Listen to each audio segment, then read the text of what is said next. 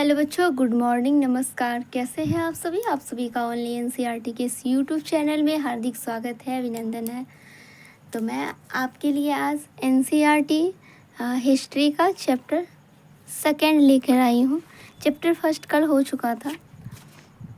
Chapter second क्या कह रहा है, आइए देखते हैं। आखेट तक खाद्य संग्राहक से भोजन उत्पादक तक, यानी जो आखेट करके यानी घूम घूम के खाते थे वो भोजन उत्पादक तक कैसे आए, कैसे बने, इसके बारे में इस चैप्टर में बताया गया है। तो आइए देखते हैं। आरंभिक मानव आखिर वे इधर इधर क्यों घूमते थे? तो ये कह रहा है कि आरंभिक मानव आखिर वो इधर उधर क्यों घूमते थे। तो हम उन लोगों के बारे में जानते हैं जो इस उपमहाद्वीप पे 20 लाख साल पहले से रह रहे थे। आज हम उन्हें आखिर खाद्य संग्राहक के नाम से जानते हैं। ये नाम भोजन का इंतजाम करने की विधि के आधार पर उन्हें इस नाम से पुकारा जाता है। आमतौर पर खाने के लिए वे जंगली जानवरों का शिकार करते थे, मछलियाँ और चिड़ियाँ पकड़ते थे, फल, मूल, दाने, पौधे, पत्तियाँ, अंडे इकट्ठा किया करते थे। आखेटक खाद्य संग्राहक समुदाय के लोग एक जगह से दूसरी जगहों पर घूमते रहते थे। ऐसा करने के इनके कई कारण हैं। तो सबसे पहले ये बता रहा है कि वे जो लोग थे इस महाद्वीप पे 20 लाख पहले वे शिकारी थे, शिकार करते थे, कंदमूल फल खाते थे, शिकार करके खाते थे, चुन बीज के खाते थे, अपना जीवन यापन ऐसे कर रहे थे। और ये नाम आखेटक खाद्य संग्राहक उन इस तरह से भोजन के इंतज़ाम करने की विधि के आधार पर पड़ा।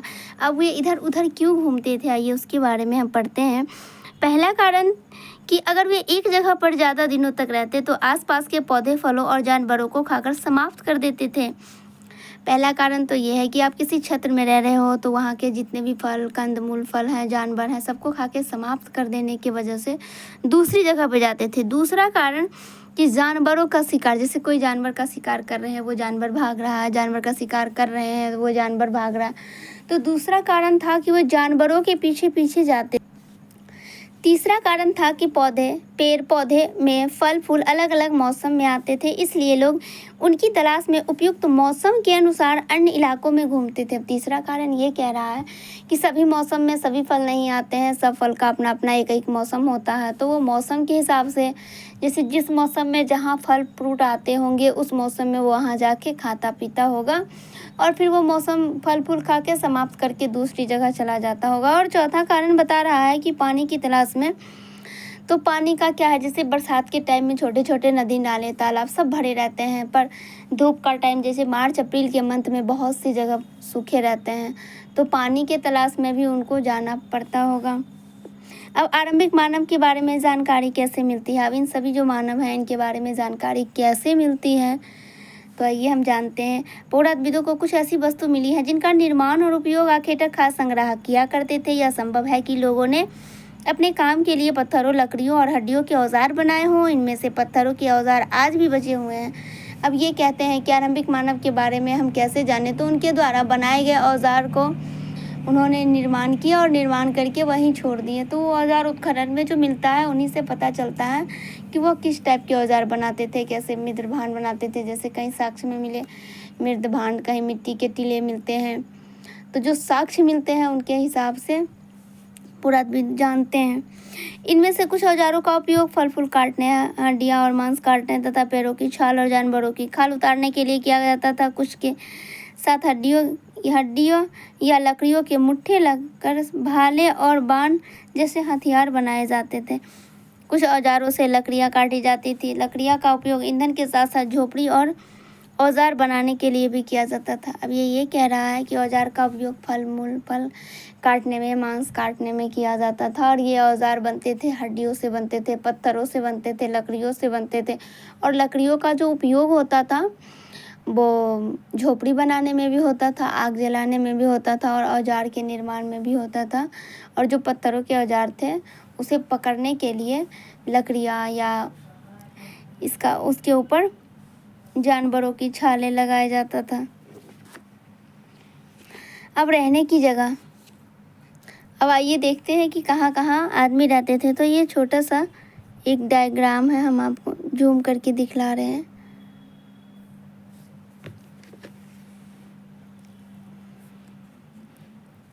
तो ये है, इसमें जहाँ जहाँ ये तीर लगा है यानी ट्रायंगल है पूरा पाषाणकालीन पूरा स्थल, और ये नवपाषाणकालीन पूरा स्थल है, ये ग्रीन वाला महापाषाणिक, आरंभिक नगर और आधुनिक नगर। तो आइए अब देखते हैं कहाँ क्या क्या है। ठीक है, तो अब सबसे पहले पूर्व पाषाणकालीन स्थल देखिए, तो ये दो है, एक होसगी है और एक कुरनूल गुफा है। यहाँ से आग के साक्ष्य मिले हैं। ठीक, और ये दोनों दक्षिण भारत में आता है। नवपाषाणकालीन पूरा स्थल देखिए आपको कहाँ कहाँ आएगा, एक बुर्ज होम में है, एक मेहरगढ़ है, एक उत्तर भारत में है, एक पश्चिमी भारत में है, पश्चिमी क्षेत्र में है, ये तो भारत नहीं है पाकिस्तान है, एक चिरांद बिहार में है, दो यूपी में है, कोलडीवा और महागढ़ा, यहीं से चावल के साक्ष्य मिले थे। एक है दाओजली हेडिंग, ये आपको आ गया असम साइड में इस तरफ है।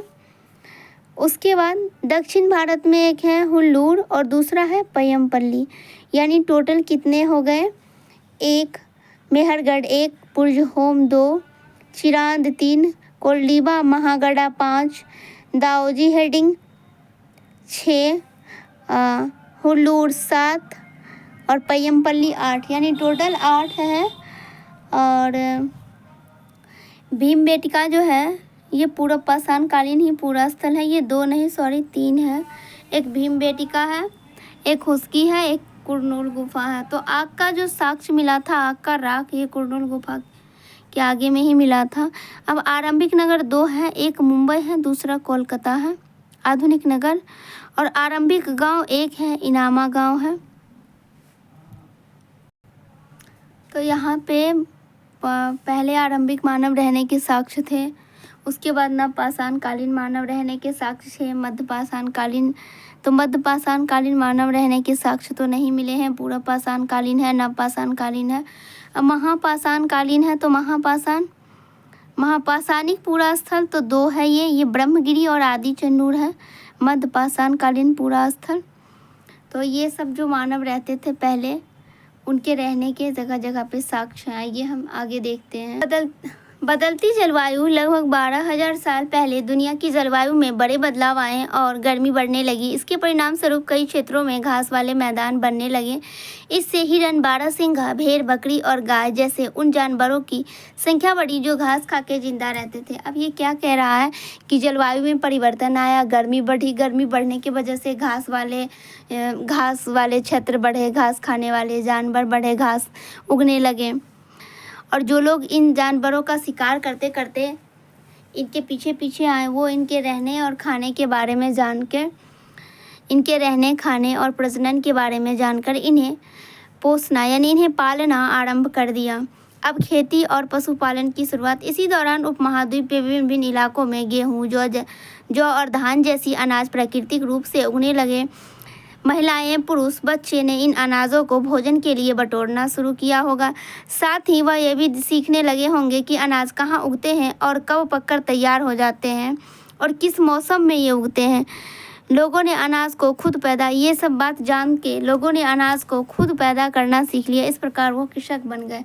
अब ये क्या कहता है, सबसे पहले तो ये पशुपालक बन गए। जो बदलती जलवायु बदली, घास के मैदान उगे और जो जानवर घास खा के जिंदा रहते थे उनकी संख्या बढ़ी।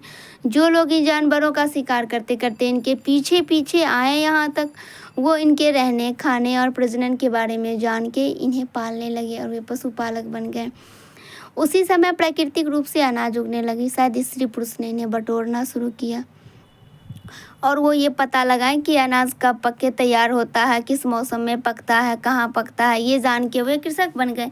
इस तरह लोगों ने अपने घरों के आगे आसपास चारा रखे जानवरों को आकर्षित कर उन्हें पालतू बनाया होगा। अब ये क्या कह रहा है आगे कि घर के आगे थोड़ा थोड़ा चारा रखे और जानवरों को आकर्षित कर उन्हें पालतू बनाया होगा। और सबसे पहले जिन जानवरों को पालतू बनाया वो कुत्ते का जंगली पूर्वज था। धीरे धीरे लोगों ने भेड़, बकरी, गाय और सूगर जैसे जानवरों को अपने घरों के नज़दीक आने को उत्साहित करने लगे। ऐसे जानवर झुंड में रहते थे और ज़्यादातर घास खाते थे। अक्सर लोग अन्य जंगली जानवरों के आक्रमण से इनकी सुरक्षा करते थे और इस तरह धीरे धीरे वे पशुपालक बन गए। अब ये कह रहा है कि सबसे पहले जो पशु पाले थे वो जंगली कुत्ते के पूर्वज थे। उसके बाद इन्होंने भेड़, बकरी, गाय, बैल जैसे पशु पालने लगे और ये वो पशु पालते थे जो घास खा के जिंदा रहता था। एक नवीन जीवन शैली की ओर। तुम किसी पौधे के बीज को बोकर देखो, तुम पाओगे कि इसे विकसित होने में कुछ वक्त लगता है। इनमें से कुछ दिन, महीने या फिर साल तक लग सकता है। इसलिए जब लोग पौधे उगाने लगे तो उनकी देखभाल के लिए उन्हें एक जगह पे लंबे समय तक रहना पड़ गया।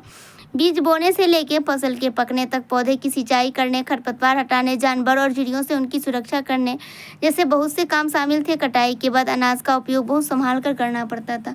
अब एक नवीन जीवन शैली की ओर कह रहा है। इसमें यह कह रहा है कि अब तुम किसी अनाज को बो, उसको पक के तैयार होने में 2 मंथ, 4 मंथ, 5 मंथ या साल भर तक लग जाता है। अब उस अनाज में समय समय पे पानी दो, खाद दो, उर्वरक दो। फिर चिड़ियों, जानवरों से उनकी रक्षा करने के लिए ये लोग उसी जगह पे रहने लगे और धीरे धीरे ये लोग बसने लगे।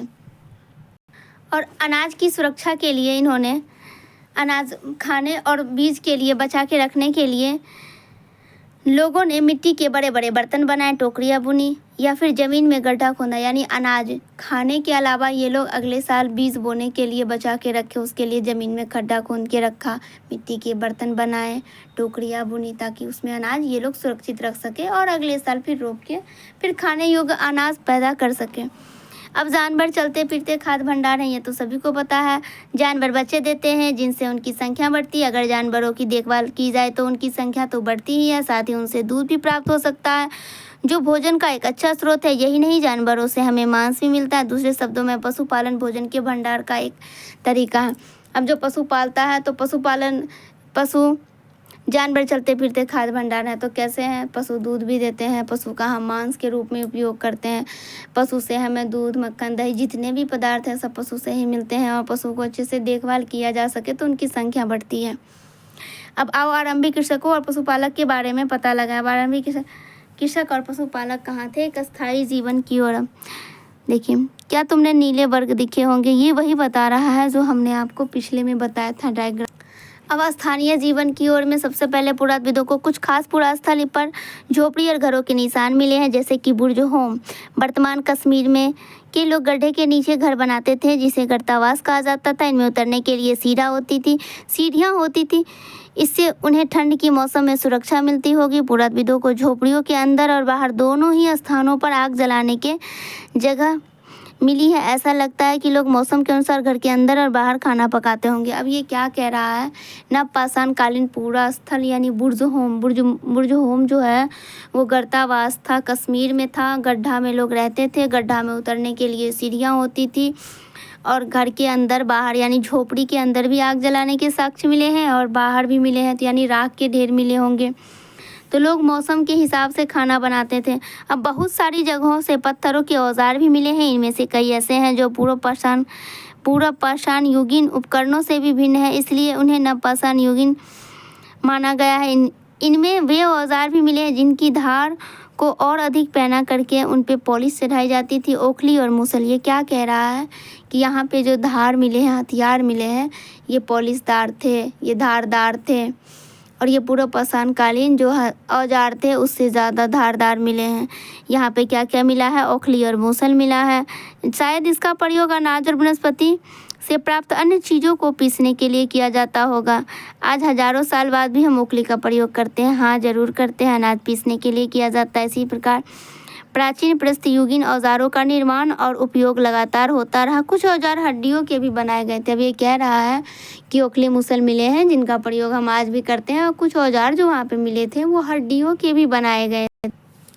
नवपाषाण युग के पुरास्थल के कई प्रकार के मिट्टी के बर्तन मिले हैं। कभी कभी इन पर अलंकार भी किया गया था। बर्तनों का उपयोग चीज़ों को रखने के लिए किया जाए। अब ये कह रहा है कि नवपाषाण कालीन यानी बुर्ज होम से मिट्टी के बर्तन मिले हैं।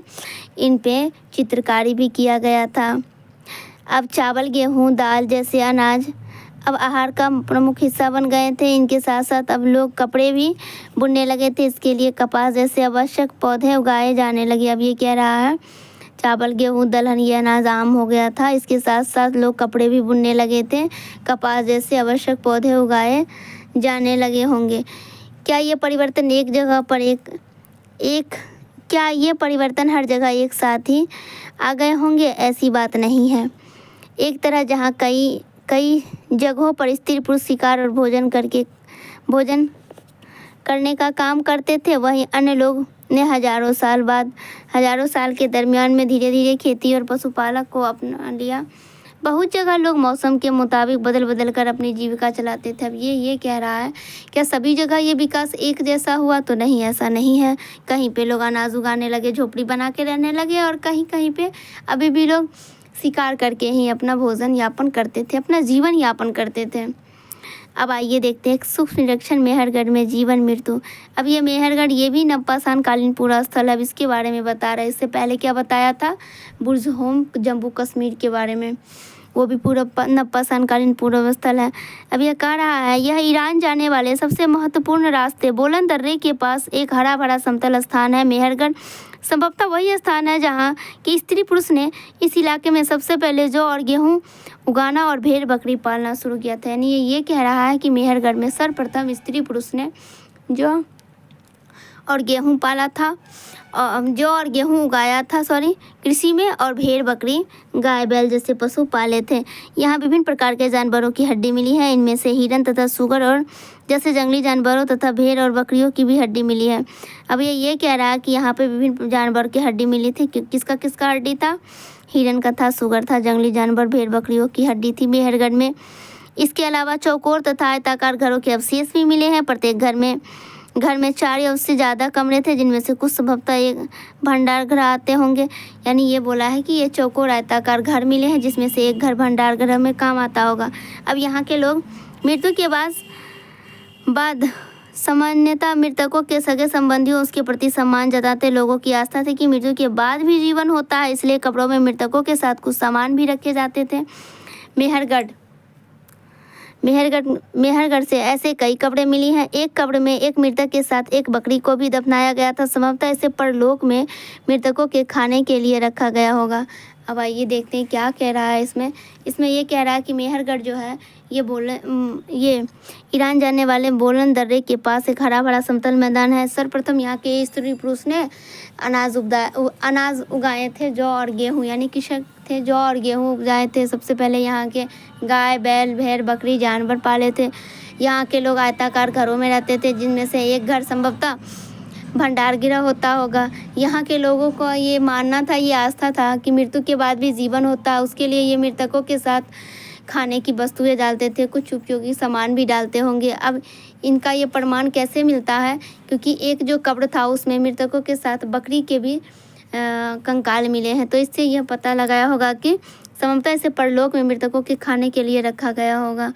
तो ये सेकंड NCERT हिस्ट्री का ये सेकंड चैप्टर हमने आप लोगों को रीडिंग करवा दिया। अब आगे आप लोग इस वीडियो को 1 बार 2 बार देखो, आपको शायद समझ में आ जाए। और हाँ, 2x पे आप लोग करके इसे एग्ज़ाम से पहले रिवीजन भी कर सकते हैं। ये आपको एग्ज़ाम में जाने से पहले रिवीजन में बहुत ज़्यादा फ़ायदा पहुंचाएगा। आज के लिए इतना ही काफ़ी है, आगे हम नेक्स्ट चैप्टर में लेके आएंगे।